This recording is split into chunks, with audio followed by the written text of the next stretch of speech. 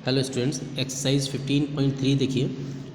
और इसमें probability of the event A ये हमें दे रखी है 0.4, प्रोबेबिलिटी बी की दे रखी है 0.5 और क्या रखा है A and B are mutually exclusive. Mutually exclusive का हमने आपको बताया था कि उसका म्यूचुअली एक्सक्लूसिव का मतलब क्या होता है, यानी कि दोनों इवेंट के अंदर कोई भी कॉमन नहीं आ रहा, मतलब ए इंटरसेक्शन बी क्या हो जा रहा है 5 हो रहा है, मतलब तो 5 है तो उसकी प्रोबेबिलिटी तो 0 हो जाती है।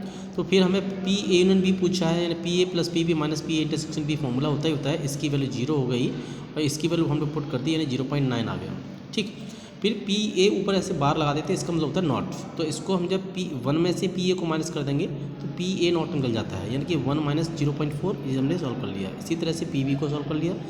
अब दोनों पे हमने देखिए दोनों पे ऊपर बार लगा हुआ है, डी मॉर्गन्स लॉ होता है ए बार इंटरसेक्शन बी बार, तो इसको हम कह सकते हैं पी ए यूनियन बी का होल डैश, और प्रोबेबिलिटी लग रहा है इसलिए, तो इसको क्योंकि प्रोबेबिलिटी का सम तो 1 होता है इसलिए उसको डैश का मतलब क्या हो गया, डैश का मतलब तो वही हो गया नॉट, यानी कि 1 minus P A union B हमने निकाल लिया, तो इसको माइनस किया तो यानी 0.1 हमारा आंसर आ गया। राइट, नेक्स्ट देखिए। तो क्वेश्चन नंबर 2 है, ये ए और बी यहाँ पे देखिए म्यूचुअली एक्सक्लूसिव क्या रखा है, ए और बी को क्या रखा है यहाँ पे क्वेश्चन नंबर 2 में, A and B are mutually exclusive events, तो ए इंटरसेक्शन भी कितना आ जाएगा 5, यानी कि प्रोबेबिलिटी कितना है 0। तो पी नॉट है कितना है, कैसे निकालेंगे, देखिए पी ए नॉट यानी कि ये हमें दे रखा है, अच्छा हाँ पी ए देखिए 1 में से माइनस कर दिया, और इसी तरह पी ए नॉट बी 0.65 दे रखा है, पी बी हम ये हमें पी है तो इसकी वैल्यू निकालनी है, अभी फॉर्मूला लगा दिया, पी ए नॉट बी बराबर होता है P A plus P B minus P A intersection B, जो कि हमें दे रखा है 0.65। तो हमने इसकी पी ए और probability of A probability of B हमने लगा दिया, इंटरसेक्शन हमने 0 लगा दिया, ये प्रोबेबिलिटी इंटरसेक्शन की 0 लगा दी, तो सॉल्व करके हमारा पी की वैल्यू आ गई, ठीक 0.30। अब क्वेश्चन नंबर 3 देखिए, 3 में क्या क्या रखा है, इसमें भी ये देखेंगे, ये A and B are mutually exclusive events, और एग्जॉस्टिव भी है। एग्जॉस्टिव का मतलब होता है कि उसका दोनों इवेंट का यूनियन निकालें तो उसका सैम्पल स्पेस बन जाता है, मतलब उसकी प्रोबेबिलिटी बन हो जाती है। तो ये हमने देखा पी इंटरसेक्शन में म्यूचुअली एक्सक्लूसिव की वजह से तो 5 हो गया, यानी कि इंटरसेक्शन 0, यानी कि इंटरसेक्शन 0 हो गया, 5 हो गया, प्रोबेबिलिटी उसकी 0 हो गई और यूनियन की 1 हो जाएगी।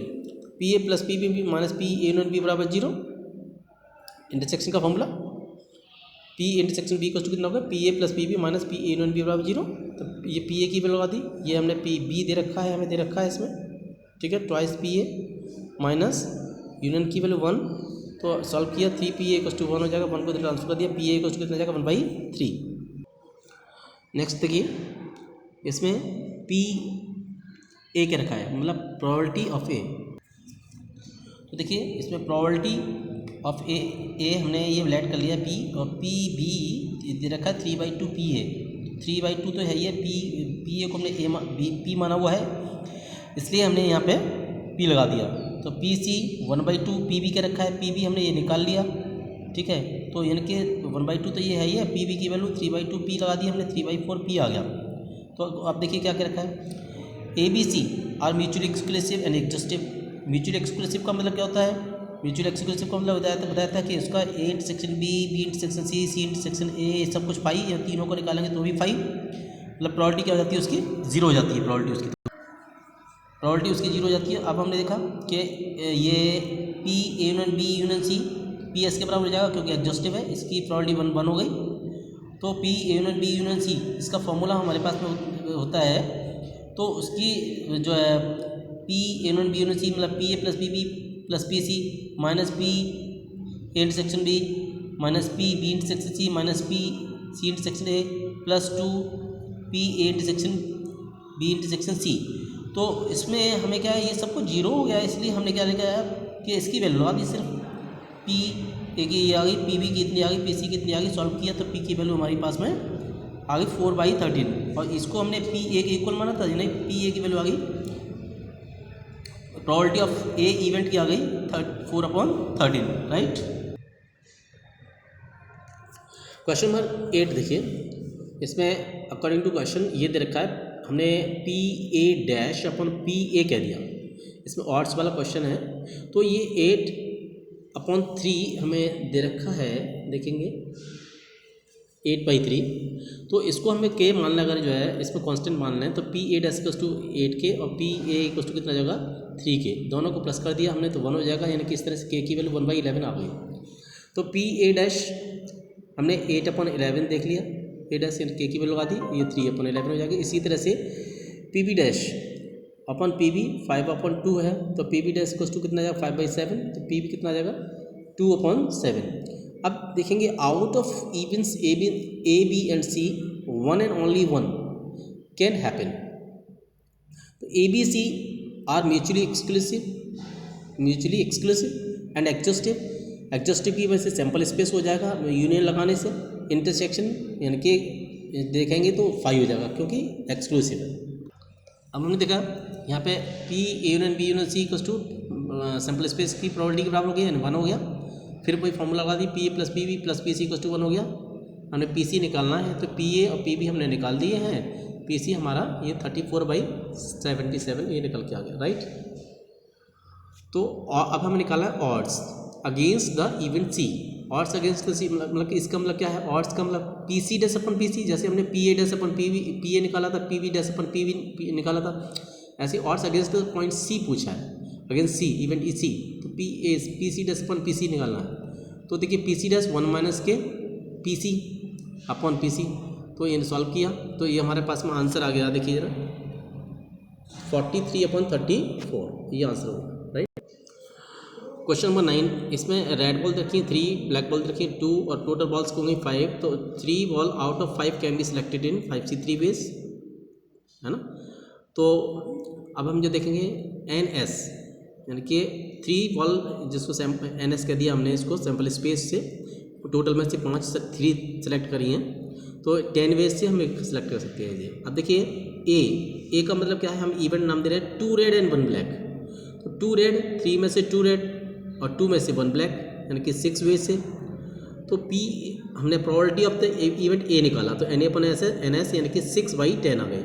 अब बी इवेंट हमने माना है 1 रेड और 2 ब्लैक के रखा है, तो 3 में से 1 रेड 2 में से 2 ब्लैक मतलब कितना 3 हो गए वेज। तो हमने probability of the event B निकाला, probability of the event B कितना आ जाएगा NB/NS यानी कि 3/10। अब A and B are mutually exclusive, तो इंटरसेक्शन कितना आ जाएगा, देखिए म्यूचुअली एक्सक्लूसिव है तो इंटरसेक्शन तो यानी कि कितना 5, तो प्रोबेबिलिटी उसकी 0। अब हमने देखा यहाँ पे देखिए, अब ये देखेंगे ये ए एंड इंटरसेक्शन तो 5 है इसलिए प्रोबेबिलिटी 0 हो जाएगी। तो पी गेटिंग 2 रेड 1 ब्लैक और 1 रेड 2 ब्लैक बॉल्स, ठीक है। तो इसके लिए क्या करेंगे हम, जो है और लगा हुआ है, और का मतलब होता है यूनियन से। तो P A union B equals to P A plus P B minus P A intersection B, और ये हमारे पास में देखिए 6/10 3/10 और प्लस कर दिया तो 9/10 इसकी प्रोबेबिलिटी इस तरह से आ जाती है, राइट।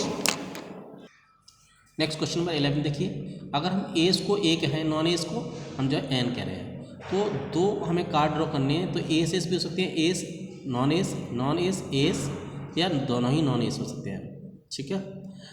देखिए अब क्या है, हमें नॉन एस की, तो पहले हमें नॉन एस कितने होते हैं, एस होते हैं उसमें 4, और नॉन एस कितने हो गए, नॉन एस हो गए, यानी कि हमारे पास में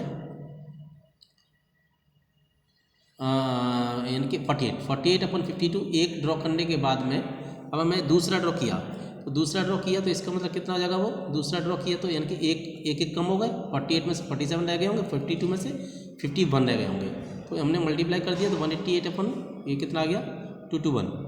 अब प्रोबेबिलिटी एटलीस्ट 1 एस, अब एटलीस्ट 1 एस का मतलब इसमें देखो ये है, इसमें एस आ रहे हैं, तो ये मैं निकाल चुका हूँ, तो 1 में से माइनस कर दूंगा तो इन सबको एक साथ निकाल दूंगा मैं। तो इसमें से मैंने क्या किया, 1 में से इसको माइनस कर दिया, 188/221, तो इस आंसर आ गया हमारे पास 33/221, ये हमारा एटलीस्ट 1 एस की प्रोबेबिलिटी आ गई। क्वेश्चन नंबर 12 देखिए, नंबर दे रखे हैं 1 2 3 4 5 6 7 8, मतलब ये कार्ड्स पे नंबर पड़े हुए हैं और 2 कार्ड्स हमें ड्रॉ करने हैं, ठीक है। तो 8 कार्ड में से 2 कार्ड यानी 8C2 वेज से हम जो सेलेक्ट कर सकते हैं, मतलब कितना हो गया हमारे पास 28 वेज हो गई। अब हमें क्वेश्चन में क्या रखा है, देखिए दोनों का सम इवन आना चाहिए। इवन कब आ सकता है, दोनों कार्ड पे, जब फर्स्ट पे इवन हो, सेकंड पे भी इवन हो तो प्लस करके भी इवन हो जाएगा। ये दोनों पे ऑड होने चाहिए तो भी इवन हो जाएगा। तो ऑड नंबर्स हमारे पास 1 3 5 7 है, इवन हमारे पास 2 4 6 है, 2 4 6 8।